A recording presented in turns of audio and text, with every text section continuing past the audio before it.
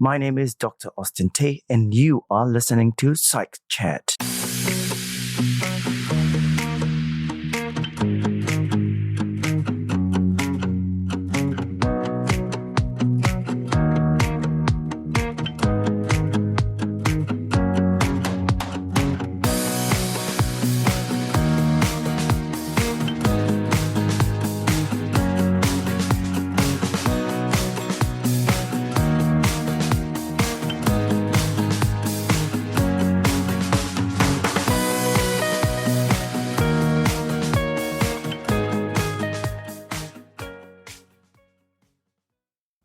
Hi there, welcome to episode 10 of Psych Chat. In today's podcast, I spoke with Jordi Escartin, Associate Professor of Organizational Behavior with the University of Barcelona on system thinking and systemic leadership. I hope you enjoyed this episode. For any comments or suggestions, please send to psychchat@omnisci.com or tweet to psych_chat.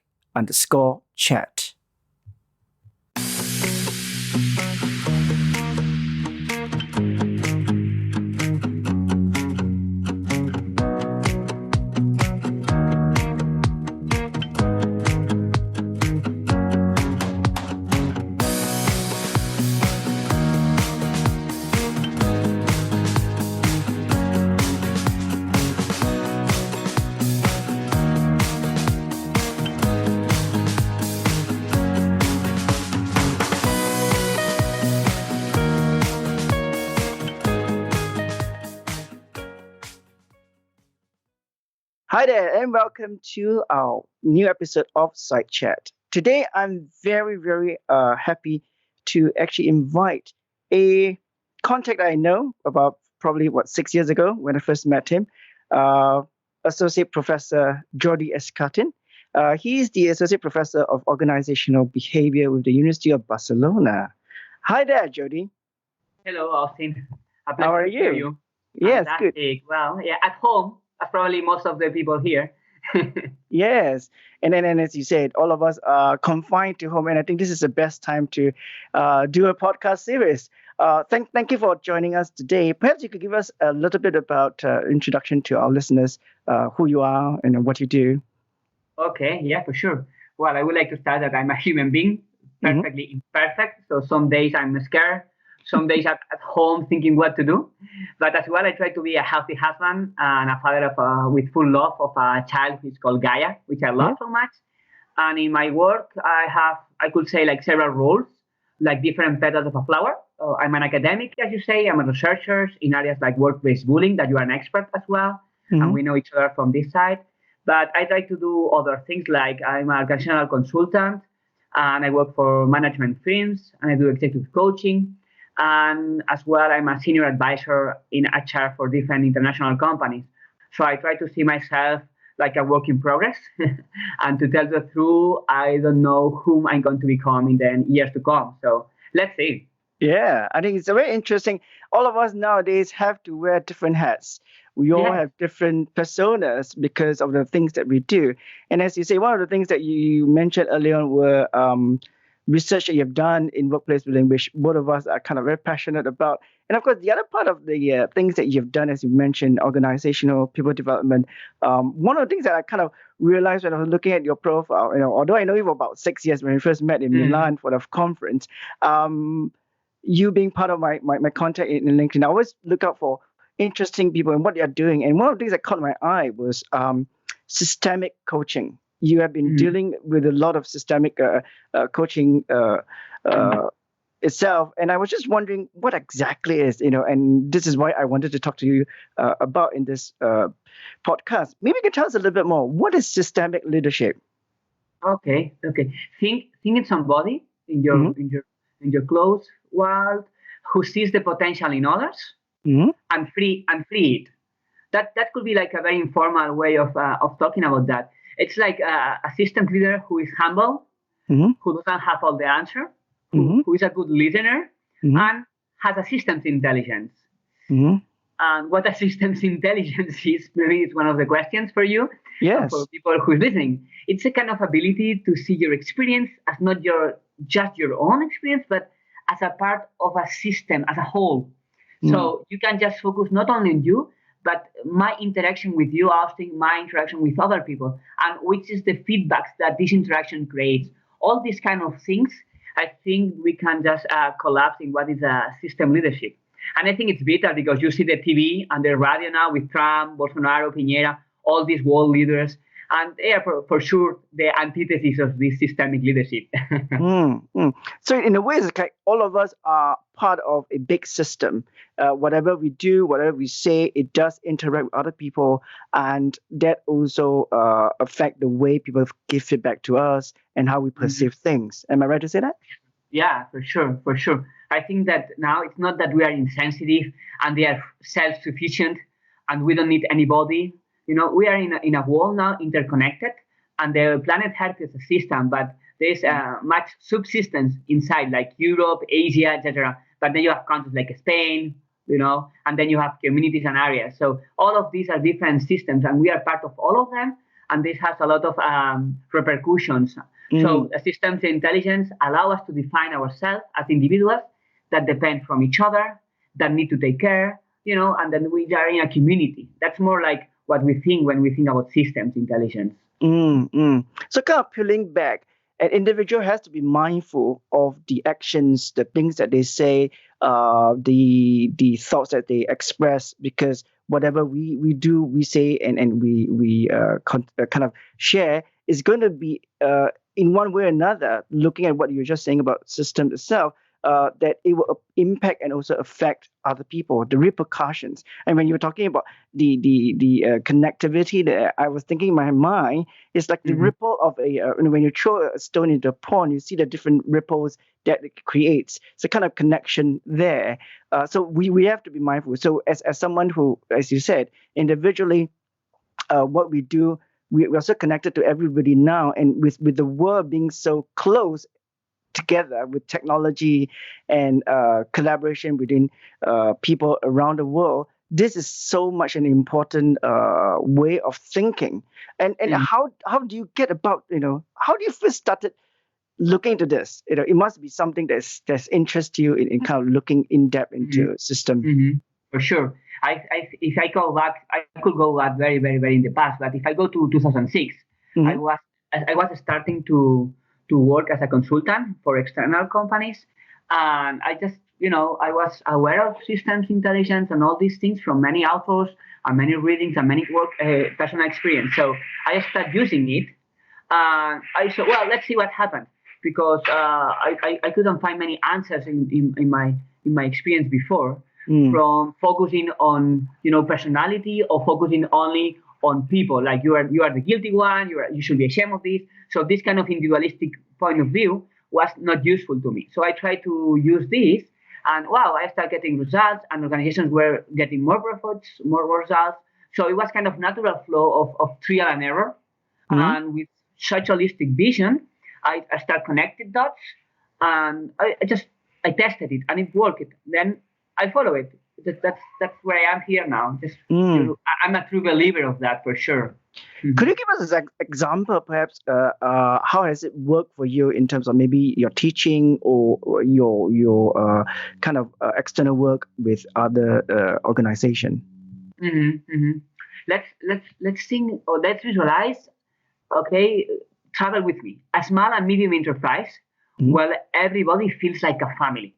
So employees through the years, they feel they are part of a family. Okay, of course they have an owner, but it's a family. Then all of a sudden the company is sold, and of course some employees are fired, others survive the acquisition, but the thing changed, and the new owners that maybe are in another country or in another continent, they hire a new CEO to try to rule the firm in the new circumstances. Okay, from the very beginning, this CEO normally or easily will find lower levels of commitment on the employees, the new ones, and as well the surviving ones. Okay, so what does CEO do normally? That this CEO will communicate to all in a very well-intended way that everything is going to be okay. However, from a systemic perspective, we know that this will not make things better. To the contrary. Why? Because she's kind of repeating the old pattern from the original owners who sell the idea that we are a family, even if they were not a family. So somehow it was a betrayal there. And now the employees are not really involved. So that's kind of context where we see that systems intelligence, systems thinking, system work, it's needed. Because if you really focus on the lack of commitment from employees, we'll not find a solution. We'll see the symptom, but not the solution, right? So what can we do? That's probably the next question, right? So let's think that the CEO, the new CEO, should acknowledge the facts from the past. So be aware that what happened, and from this acknowledgement, try to do something. For instance, she could acknowledge that she doesn't know everything, that she doesn't know, and she cannot promise that things will be okay, and they are not a family anymore. I know this seems very simple somehow, although it's very difficult to do, but systemically, these actions have a tremendous effect. So it's kind of also being not overly positive when in the context of what you just said. A new CEO coming to an organization where people were kind of very demotivated. Instead of practicing what they used to do in the previous incarnation, they should perhaps look at what is actually the issues that need to be dealt with, and then work towards that, and also be attentive to everybody's needs and also the needs of the organization, instead of just practicing what was done before. So in terms of understanding that will create a better way of communication, a better way of running the organization, and people will be more motivated in that sense. Am I right to say that? Yeah, I think that the take-home message from this case, from this example, it's like, first of all, systems are interested in facts, not really in reason. So why the company was sold? Well, it's not really the point here. So, but the facts, right? And the second thing is that, as you mentioned already, systems are part of larger systems. So probably most problems are fractals of problems in the bigger system. Like it happens with corruption. So employees do small things, but in the high corporation layer, there's a lot of corruption. We can see that in politics, right? So in this case, the lack of commitment is just a symptom that we saw. And we can solve it if we just go to the higher system, to the upper level system. And if you look there, you can find out that the owner sold the idea of family, but as well sold the company. So this is kind of way of working with systems. Not only get stuck in the system where you have the symptom, but you just try to go lower and upper from the system. Right. So kind of really targeting everything and not just looking at one aspect of it. And I think this is quite, I was just thinking what you were saying, is quite very symptomatic of a lot of organization that we see today, where a lot of times, instructions are given from the top, and then the middle management will just do the instruction, and people who are affected are always on the lower strata. But then they don't really look at, how the repercussion of one action that affects the whole organization. It's more of just taking orders and then they do it. And when things doesn't work right, they will just either get rid of the person or kind of say, well, you have to do better in that sense. But they don't really look at the repercussion. And I think with what you were saying about systems itself, I think it's very important to see that connection, the ripple effect. What one does will impact on another person, and the other person will be impacting on another strata, different levels, etc. And then that will culminates into how the organization functions, and also how the organization is being perceived by other people outside. As one of those things, I think a lot of people who are wanting to join an organization will also be looking at how organization function, the culture, the way they are doing things. Do they really practice what they preach? And I think having this kind of theoretical background or understanding about systems itself, applying to the organization, I could see there's a lot of benefits. And we kind of very smoothly come to the next question. Why should we apply this kind of leadership into organization, and how do we do it? Well, I think that nowadays the employees have a lot of challenges, and everybody has a lot of stress. So when we think about a system leader or system leadership, it's somebody or some role that can engage everybody, all the stakeholders, with has highly diverse priorities and perspectives. So it's a role who forge alliances across boundaries. So it's kind of catalyzer who enables and supports widespread action. So mm, it's more like you create the conditions for others to exercise collective leadership, mm, and you can have share the challenges. Somehow it's a role that belongs to the entire team. So system leadership will be shaped by various individuals or subsystems, and I think this is kind of relevant point here. mm, mm. And I think it kind of also creates an environment that, coming back to what we are both Yeah, interested in, an environment that diffuses or decreases the possibility of workplace bullying too. yeah, for sure, for sure. Yeah, I mean, yeah, uh, I mean, uh, sometimes the bully or the bullies are just like symptoms.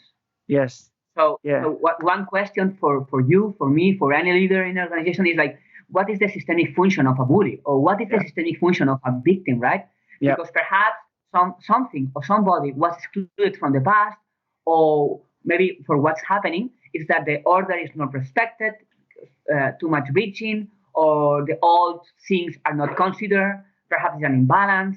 So these kind of questions is that systemic questions that a leader and systemic leadership brings out and mm, allows to think not about the symptom, but mm, about really what's going on. Because remember that organizations are complex systems, are yep, living systems, which mean there is a lot of networks of relationships, and people want to grow, want to learn, and needs to self-organize, to transform, etc. So mm, all these are networks, right? So mm, in my opinion, system leadership is one of the most attuned forms to acknowledge, to understand, and to influence systems and subsystems. And I mm. think always, like in my teaching, for instance, or in my training, in words of Leonardo da Vinci, such leadership realizes that everything connects to everything else. Mm, mm. Yeah, I think that is important. When I'm seeing what you just said, visually in my head, I could just see it. It's so important to see the connection that all of us has in terms of that systemic way of looking at it. Mhm. It does create a sense of accountability too. And it's very important in organization. We shouldn't be looking at just you are a department and I'm a department. We are not kind of related. We are all part of this huge dynamic system. If one system fails, everything is not going to be functioning. Yeah. It's very important to do that. Well, what would be your tips for an organization who is actually looking at, Mhm. how should I incorporate systemic leadership or system thinking into an organization? What should they do? That's a very good question. Let's focus on two things. I think the first Okay. one is humility. I mean, this is really required. I'm Mm, laughing, but humility is very neat in this world right now, mm, because if you want to really will to embark upon a new path, okay, you have to be open to the idea that resources and challenges are everywhere. So the power has to be shared, and it's like a network thing. mm, So it's not a top-down process of decision making and power, as you say. So that mm, humility is something that has to be there as a precondition, let's say. And the other thing that is very metaphorical from the animal kingdom is like leaders should start using soft eyes, like a prey, instead of hard eyes, like a predator. So in order to be exposed to more information as possible. Otherwise, we keep focusing on the part without being aware of the whole system, which is very unproductive. So mm, imagine you are like a general manager, and you have your at the end of the year you have your training department who has spent a lot of cash. So you just fire the guy from the department of trainings. But the point is maybe that 2 years ago in the selection department, the person who was there was pensioned, and the new guy who came was not taking seriously the role, and they selected people without the necessary training. So the mm, Department of Training had to invest much more money than the previous year for training because the selection was not well done. So mm, if you just look at the past from the CEO perspective, you don't see that. You just see results, right? So it's the mm, process that we have to focus on a lot. mm. I like your analogy about the animal kingdom, the prey and the predator. And I think, putting in the context of what I know about organization, a lot of times you hear managers saying, as what you just said, I have a budget. I need to spend a budget. I need to get this done, and then I'll take what has been required of Mm. me. But they don't really solve any issue, or they don't really actually improve the employees' capability or skills. And then it falls back to square one. All of them are not capable of doing more things because as organization are less people, more work, they will pile up more projects for people, and these people are swimming, in the whole perspective of not able to do those things, but they are struggling and so on. But yet, organizations don't see that. And I like the way you were saying. Sometimes we just need to look at it differently, and not always just want to get things done because we are asked to, but then don't really look at the reasons behind it or even the benefit of doing so, as what you just said about the example about training. That is fantastic. I mean, this is the first time I've heard something like that. From your way you were talking, I know you're very passionate about this whole system thinking, systemic leadership, and to be incorporated in organization. I've learned a lot today. I mean, I've never been in an organization. I've been out of big organization for a long time. But then I do see it now in retrospect. What you're saying, I've seen all the past actions people have done within those organizations I work with, and how they have actually affected the whole working environment where people are not happy and they just, it's kind of, they do a lot of things piecemeal. Let's deal with an issue because it comes up, but they don't look at it in a bigger picture. So from my perspective, this is something that, people need to start looking at it. And you have actually kind of given a very good, broad explanation of that. And I thank you for that. It kind of opens up my eye and my mind at the moment. And I definitely would like to know a bit more about it in detail, reading more research perhaps, and also guidance from you if you have anything that you can introduce to me and also to our listeners. It would be great. And I'll definitely put it on the show notes for our listeners to look at. Are there anything else you would like to share with us in terms of that type of leadership, systemic leadership? Or should we be looking at any current research that's in the market to get an understanding? Well, I think that this is not new at all. So there's a lot of guys in the past who have brought us a lot of knowledge, and there's a lot of big names that are already there that you could read. I'm thinking about, for instance, Peter Senge, Otto Scharmer now, who are in MIT.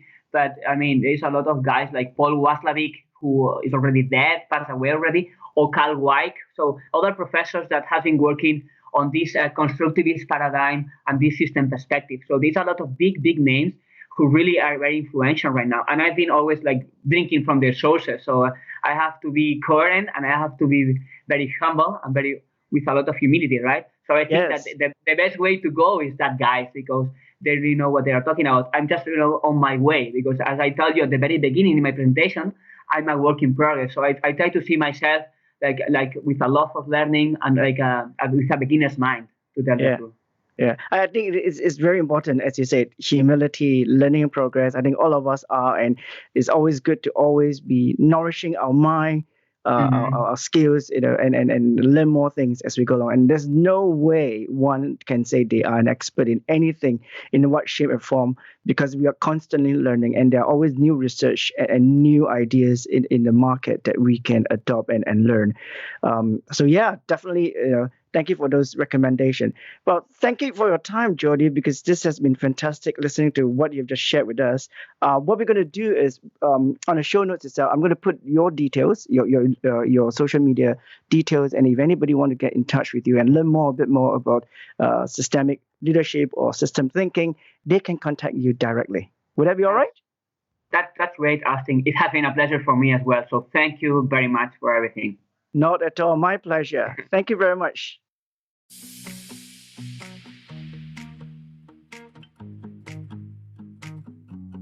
You have been listening to Psych Chat. This podcast is brought to you by Omnisci Consulting. We are a team of psychologists with a wealth of experience in working with individuals, teams, and organizations in the areas of coaching, executive selection, assessment and development, career transitioning, and workplace intervention. Omnisci Consulting exists to solve the critical issues facing our clients, both large and small. Our approach is to tailor-make each service to meet the requirements of our clients. Our broad range of services and solutions help individuals and organizations to facilitate change, achieve their vision, and optimize performance and productivity. For more information about our services, do check us out at www.omnisci.com.